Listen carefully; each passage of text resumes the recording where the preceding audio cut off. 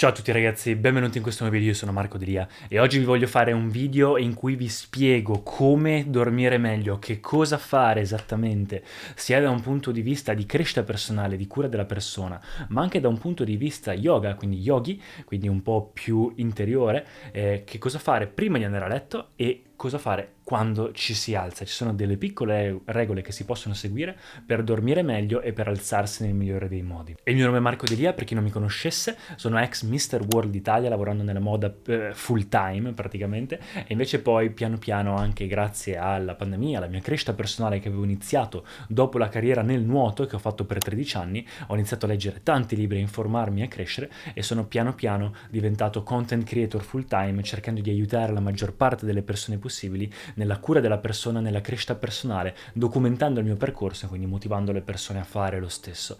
Se non mi seguite anche sugli altri social, date un'occhiata, vi lascio il mio Instagram in descrizione o iscrivetevi al canale, lasciatemi un commento, qualsiasi cosa ragazzi, per me io veramente apprezzo tutto e rispondo comunque a tutti i commenti e a tutti i messaggi finché posso, finché non diventano tanti. Ma iniziamo subito con il video. Vi do prima dei consigli di cosa fare prima di dormire e poi dei consigli cosa fare quando ti alzi.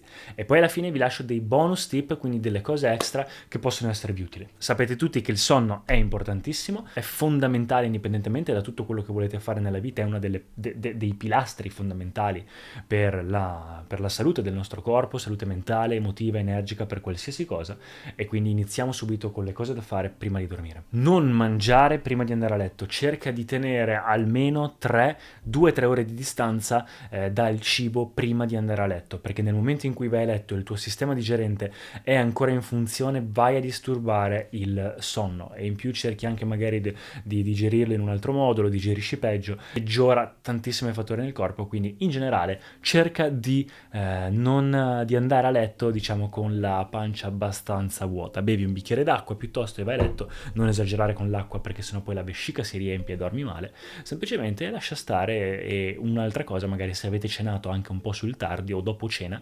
una tradizione che si fa in Oriente, soprattutto in Cina, è quella di fare una breve camminata dopo cena. Quindi se avete mangiato da poco e dovete andare verso cena o verso il divano o verso il letto, piuttosto fate una camminata lenta per digerire, ma non subito dopo mangiato. Aspettate 10 minuti prima di alzarvi dal tavolo, sennò diventa uno shock per il vostro sistema. Mangiate, aspettate 10 minuti prima di alzarvi, poi fate una camminata e poi andate a letto dopo le 8 ore. Secondo consiglio, fate una doccia. Io parlo sempre delle docce fredde, del metodo Wim Hof, danno un sacco di energia e sono super utili, ma quelle tenetele alla mattina. Per la sera sarebbe meglio, se volete fare una doccia fredda fa comunque bene, o comunque temperatura ambiente, però se fate una doccia leggermente sul caldo, oppure iniziate fresco e poi andate sul caldo, aiuta il corpo non solo da un punto di vista di temperatura, perché il corpo dorme meglio in una stanza fredda o quando si raffredda, quindi nel momento in cui fate una doccia calda il corpo si riscalda e quindi quando uscite la temperatura del corpo piano piano si raffredda e quindi vi dà una sensazione di sonno maggiore. Il segnale del vostro corpo a livello chimico diventa di addormentarsi pian piano. Inoltre a livello yoga, a livello yogi, è un sistema un po' rudimentale di purificazione, però l'acqua, dato che noi siamo fatti dalla maggior parte come elemento dall'acqua, nel momento in cui ci passa è anche un tipo di purificazione da tutte le cose che ci si stanno accumulando durante il giorno. Vi lascio tra l'altro anche un video in descrizione se volete dargli un'occhiata, sia di Sadhguru in cui parla del sonno, ma anche una masterclass che ho fatto del sonno, più altre cose, anche libri da cui ho imparato tutte queste cose, anche di mia esperienza. Terzo consiglio, sempre una questione di purificazione anche da parte degli elementi: il fuoco. Accendere una candela, accendere una lampada d'olio, o comunque avere una fonte di fuoco attorno a sé prima di dormire, non solo dà una bella sensazione dal punto di vista visivo, quindi ti rilassa, ma è anche dal punto di vista energetico qualcosa che aiuta. Una cosa che io utilizzo al posto del fuoco, anche se non è la stessa cosa, è la lampada di sale, che dà anche altri benefici, quindi dà più o meno sempre quella sensazione a livello fisico. Quarto consiglio, qua invece si va sempre nello yoga, nella Ayurveda, ed è quello quello di non dormire con la testa rivolta verso il nord.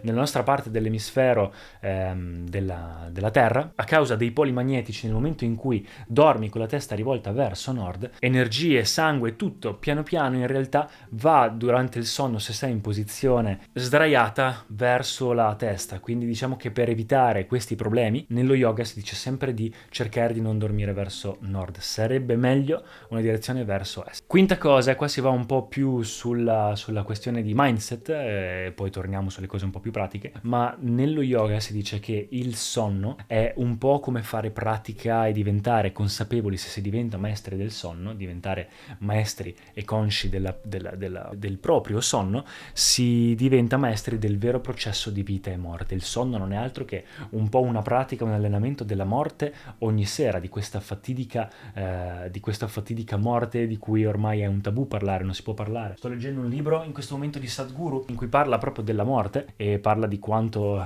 il tema della morte sia in realtà poco affrontato, e ricordarsi ogni sera prima di andare a letto che si è un essere mortale aiuta tantissimo, perché la maggior parte del dramma psicologico delle persone è dato proprio dal fatto che si dimenticano, perché sono distratti tutto il tempo, di che noi siamo esseri mortali. Come dice lui, vi auguro una lunghissima vita, ma indipendentemente che io ve l'auguri o meno, un giorno prima o poi la gente muore, prima o poi si muore, e quindi bisogna ricordarsi di essere mortali, perché vita e morte in realtà sono parte della stessa medaglia. Nel momento in cui accetti la morte e la rendi parte della tua vita, in realtà ogni giorno rimani consapevole del fatto che sei un essere mortale, che domani un sacco di persone non si alzeranno, perché è normale, è il processo di vita. Quando ti alzi la mattina, ricordarti di questa cosa, e la sera prima di andare a letto ricordarti che sei un essere mortale, che quindi quella sera lì può succedere che il giorno dopo anche non ti alzi, veramente ti dà una prospettiva anche a livello interiore, a livello spirituale, fa tornare tutto al peso giusto che ha.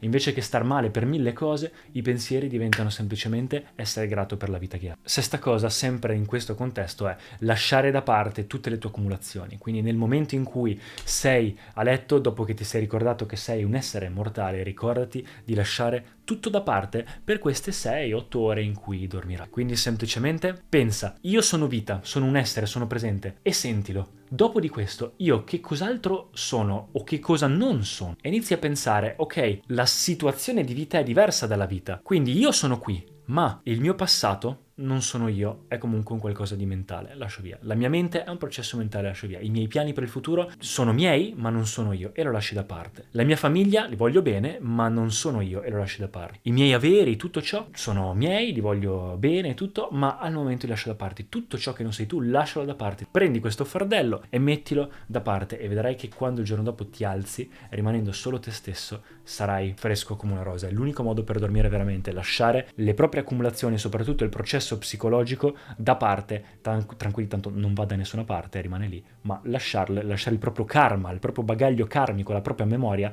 da parte prima di dormire. Ora, 3 consigli quando invece vi alzate, e poi dei consigli generali. Primo consiglio: se potete evitate la sveglia. Ovviamente nel momento in cui andate ogni sera a dormire allo stesso orario, che sarebbe la cosa migliore da fare, quindi anche questa è una cosa giusta che si può fare, ricordatevi che di sfruttare anche la luce solare e il buio, quindi cercate di andare a letto mettendovi in una situazione di oscurità, in modo che il vostro corpo inizi a produrre la chimica giusta dentro di voi per far sì che pian piano gli venga sonno, e la mattina sfruttate la luce del sole, sfruttate la finestra, sfruttate la luce per svegliarvi piano piano naturalmente. Nel momento in cui invece vi svegliate con un suono, con un allarme, il vostro corpo va in shock, quindi cercate di avere una routine in cui andate a letto sempre più o meno alla stessa ora, e quindi imparerete ad alzarvi naturalmente. Seconda cosa, qua sempre nello yoga ci sono varie cose che si possono fare quando ci si alza. Il mio consiglio è quello di, appena vi alzate, prendete un sorso d'acqua, meglio in una bottiglia di rame, quindi sedetevi, anzi se non riuscite a sedervi fate un bel respiro profondo, un bel respiro, e poi tenete, se siete stanchissimi, tenete anche un po', e vedrete che vi sveglierete subito, e poi buttate fuori. Oppure c'è una cosa nello yoga in cui si fa così e poi si mettono le mani davanti e anche questo aiuta a svegliare, ma secondo me la cosa migliore è quella di bere un sorso d'acqua.